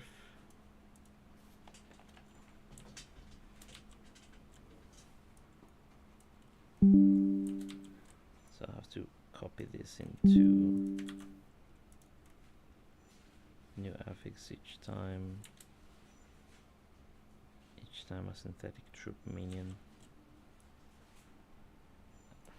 I don't know if Thunder Spirit is gonna be able to be played with this. They also remove the restoration speed. Command per second is gone. Okay. Are they gonna change command to something that is worth using, or are they gonna remove the mechanic at all? Completely. Okay, you get more restoration effect from nearby minions. After using mobility skill, you lose 1 minion to gain movement speed. After using a defensive, you lose 1 minion and take less damage. Upon activating an power skill, you gain 18 commands. After 5 seconds, lose 18 commands when you use an empower skill.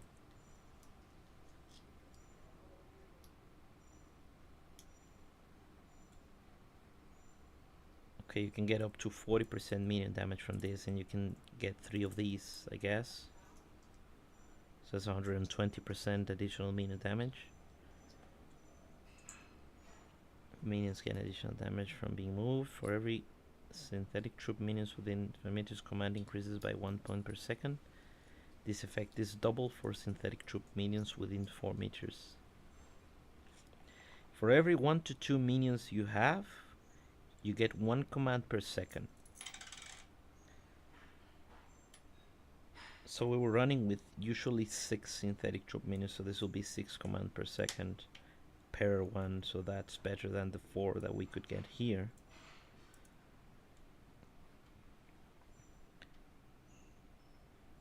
And if you're close to the minions, you can get double that, so you can get 12 per. So that's a lot of command sustained from these. Might be a viable alternative to build. When stationary, you get empower skill effect. When moving, you lose that. 140 to 180 minion crit damage. And as you move, so you want to stand still. And aura effect per command. Okay. So I don't know, maybe they want to incentivize Moto to actually play synthetic troops rather than Thunder Spirits, as you see from stuff like having Dazzling Bloom now work on synthetic troops and increase effect. And if I remember correctly, Dazzling Bloom is the big area, right? No, Dazzling Bloom is the one that gives you more damage. Cast a skill that teleports all your minions to the location. They make a switch target and they deal additional damage for 2 seconds based on the enemy's rarity. And you get increased effect, but you have to cast it. But, you know, we get triggers. And a lot of command stuff. So 2% aura effect per command. If you have like 60 command, wasn't impossible to sustain. No, I think 40 command was kind of okay to get. 60 was pretty much impossible. But if you can get with the previous 40 command for every 10 commands, so this will be 8% aura effect with 40. Okay.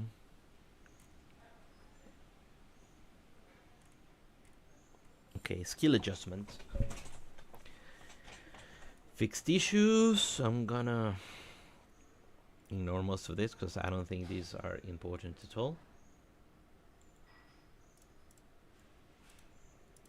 Ring of Blades could have projectile quantity channel stacks, Thunder Core, repeating a single enemy, Lightning Beam, and Howling Gale. All empowered defensive and worker skills have a mana cost of 15 points, which doesn't increase with level. Mana cost of all other spell skill is adjusted to 8 points. It does not change with level. Restoration skills not have a charging process development. When charging process reaches 15, the charging point is replenished. Okay. Spell skill span and cast interval has been added to cast speed, measured in cast per second.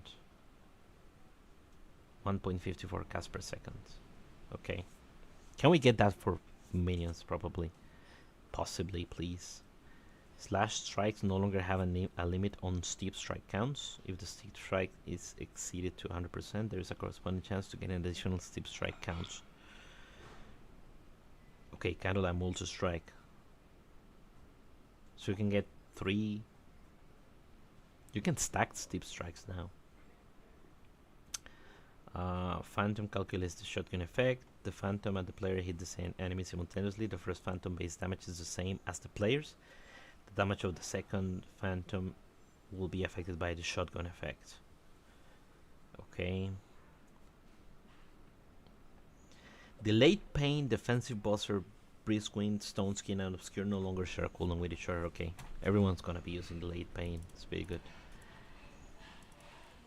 Okay, remove the following skills. Protection Field. Protection Field. Stats.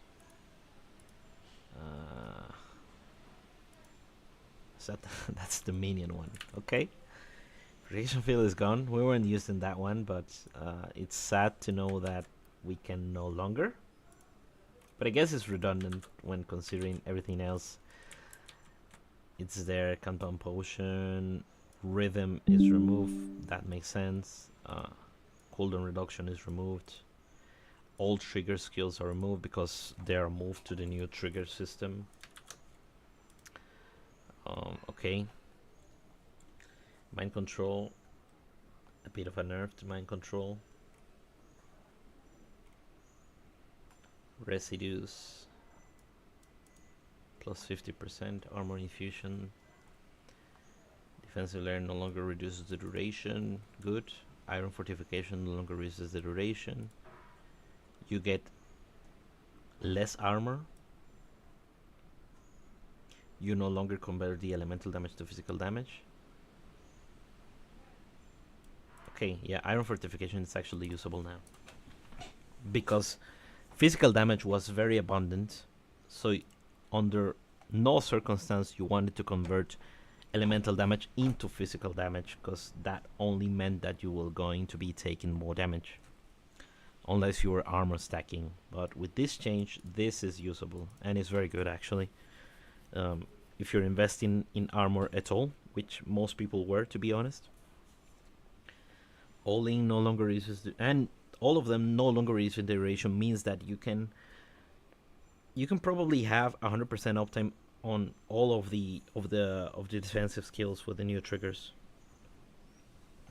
When you have deflection, it no longer provides additional damage reduction.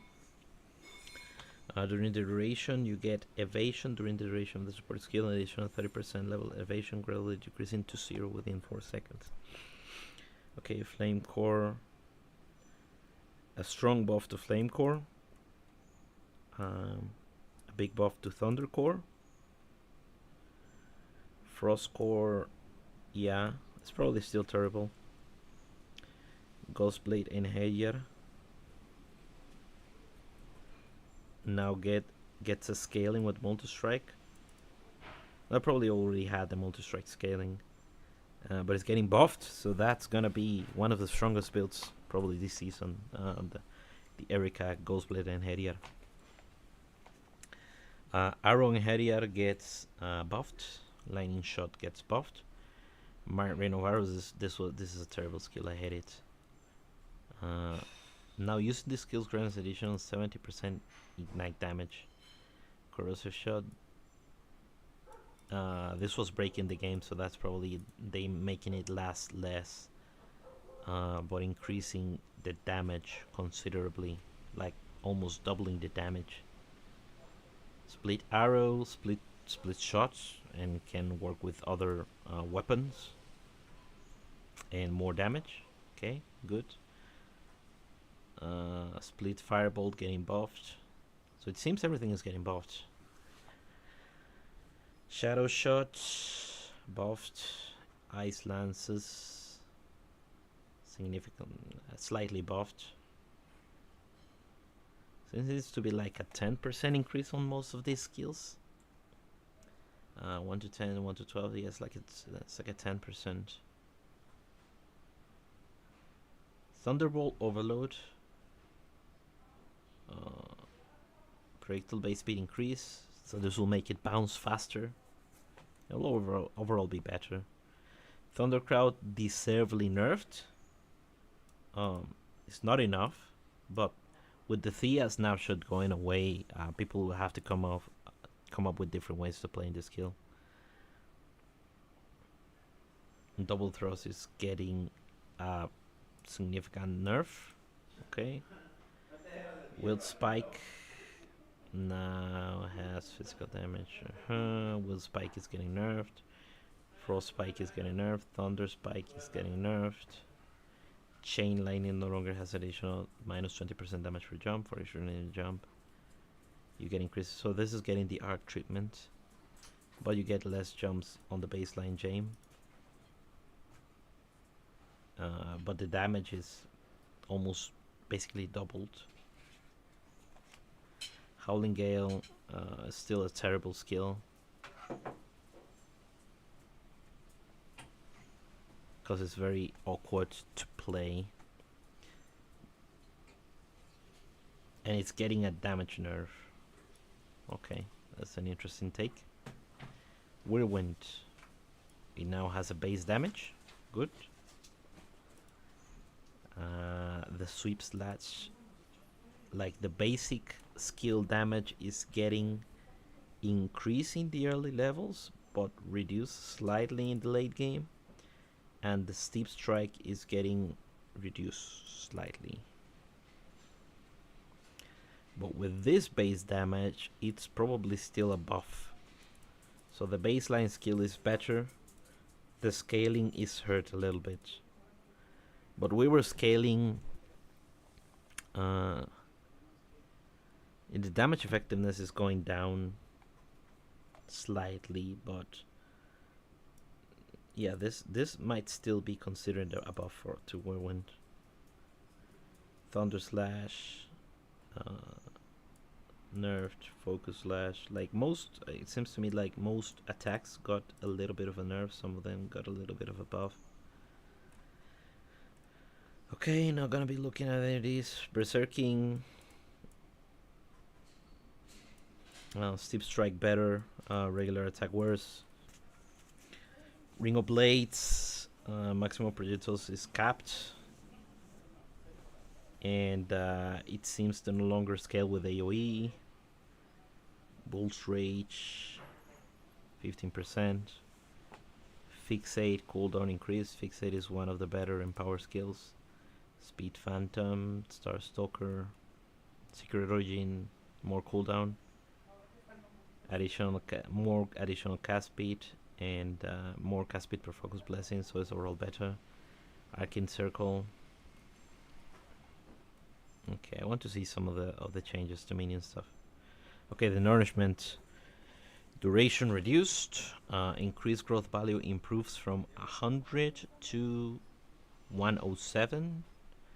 Now status icon will be displayed when the skill is present. Okay, so the uptime is harder to maintain, but the overall buff is a little bit better. The elemental shock duration is decreased. No, it's increased actually. Yeah, 1 second. But more cooldown. Increase the elemental damage of minions from 12% to 19%. Decent buff. Machine Army no longer grants additional attack and cast speed. Now for each minions, all minions gain additional 7.85, stacking up to 7 times. Duration increase. Okay, so if we read the baseline Machine Army right now,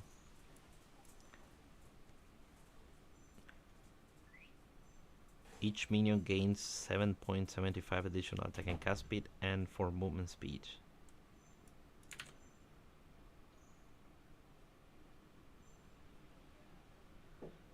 So it's no longer scaling cast speed but damage.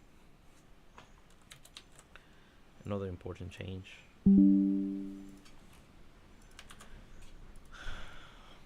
Compound source, yeah, whatever. LE Dest no longer reduces elemental resistances, but they make and take additional elemental damage. So there's no resistance reduction, but increased damage taken from curses. Multifaceted jump, additional ignite, mania, overclock. Okay, let's see additional ignite. You no longer get a +1 ignite. Additional layer.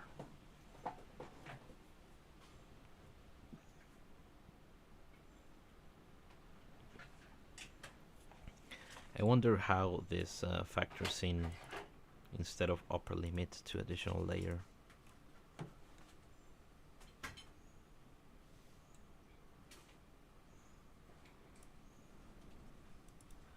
Reduce mania slightly, still too good. No longer grants additional damage to over skills, no longer lose the effect when using other skills. Now using the main skill 3 times grants additional 15% damage. Okay. Not great, this one. Reduce CDR.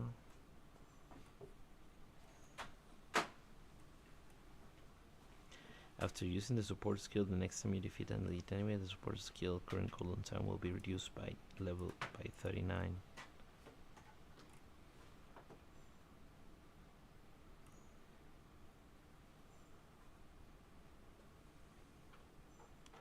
Okay, self-sacrifice.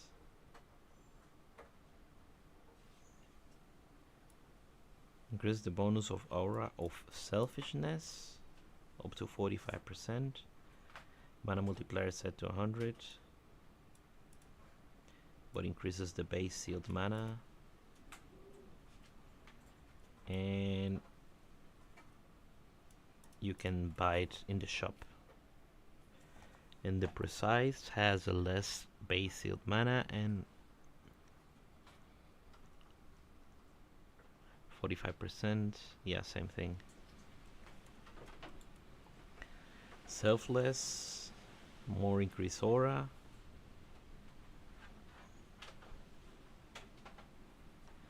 Mana multiplier 15 sealed mana no longer makes your support skill ineffective on oneself. Okay, you can still get affected by the aura, but you get a very reduced effect.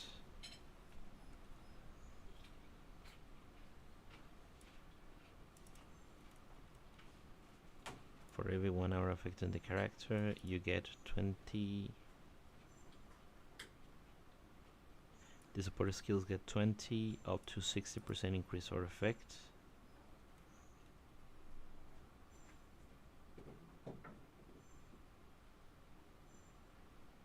You can stack it to 5 times, okay?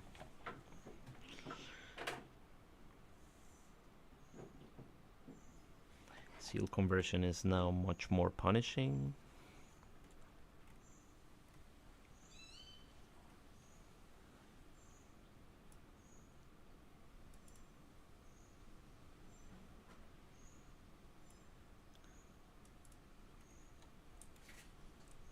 Superpower no longer prevents you from summoning spirits.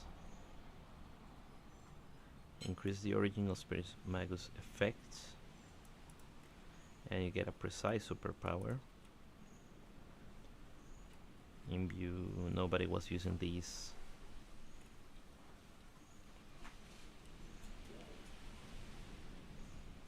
Fearless is now a 30% aura. Weapon now is also a 30% aura, but no longer gives you attack speed.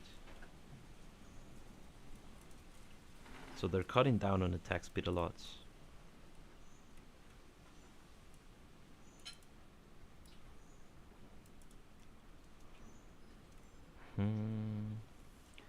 This is probably important too. Electric conversion and precise version.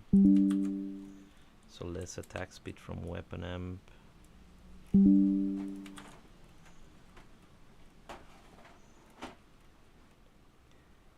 Eliam, this only works for spells though. Precise proj also changed. Less proj damage.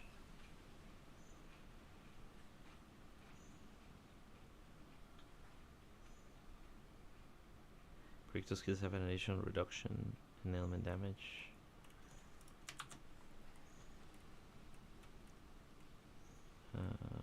Rejuve. Nimbleness, Energy Fortress.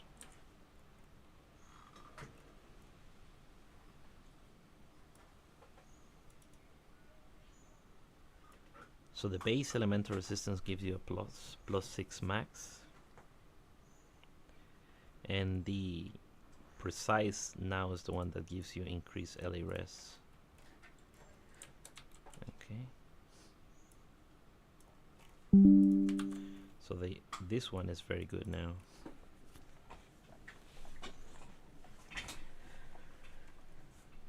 Magical Source now has a mana multiplier rather than fixed mana. Swiftness gives you less speed, but can give you cooldown recovery speed on the precise version. Steadfast getting increased to additional armor. Okay, the spirits now reserves 20%. They're cutting down on the cast speed and attack speed.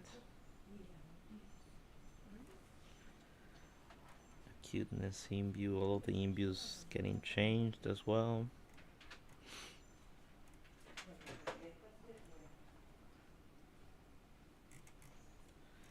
So I didn't see any changes directly to the spirits themselves other than the mana reservation getting reduced.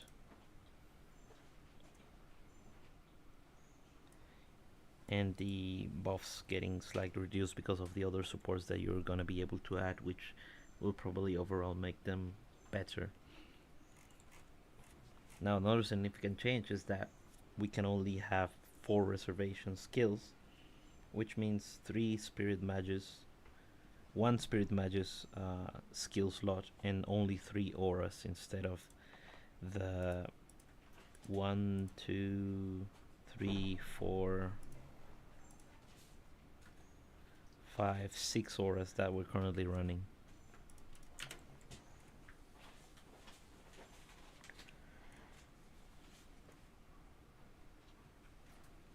Then all the supported for the auras get increased aura effect. Malleable, torrent.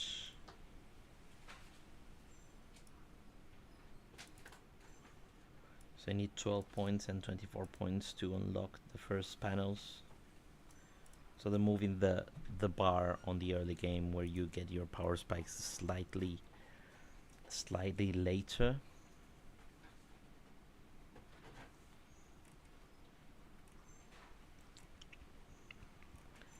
There's my Blade Runner. Arcanist, Elementalist, God of War running, Shadow Master, Psychic, Warlock. Okay. Off the beaten. Now reduces mana multiplier instead of increasing it, so this is a buff to this one. Isomorphic main hand weapon. Minions get the bonus of the main hand weapon, but the weapon no longer affects the base attack. So what does this bonus of the main hand weapon would mean?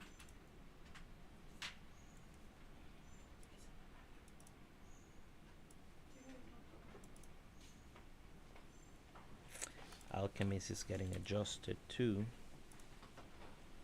source. Battle Trumpet. Well, we're using Battle Trumpet? I don't think so. No. It's in Talons of the Abyss.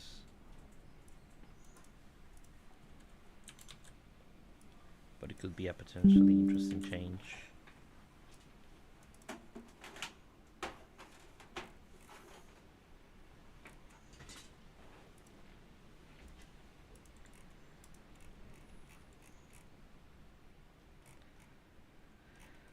Alright, many more changes to go through, but this has already been going for a long time, so I'm gonna end this one here.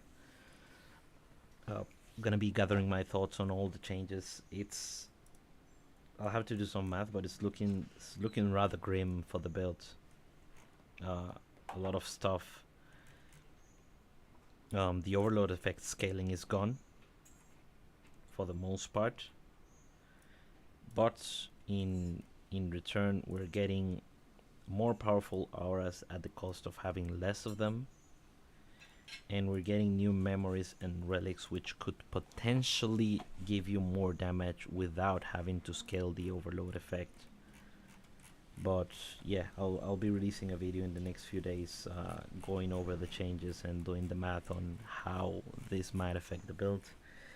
And definitely we'll be checking this one out in the permanent server once the patch is out. At the moment, the build is capped. It's capping the dummy at 500 billion. We'll see if with the default version of gear and stuff that we have, we still can cap the dummy.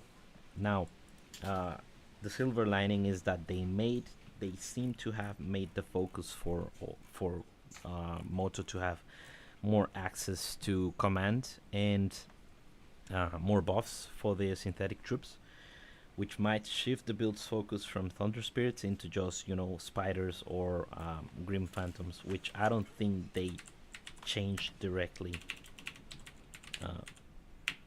But this is the preliminary patch notes. They usually release the second batch of changes a few days after these go live. So stay tuned for those, and thank you for watching, and have a great day.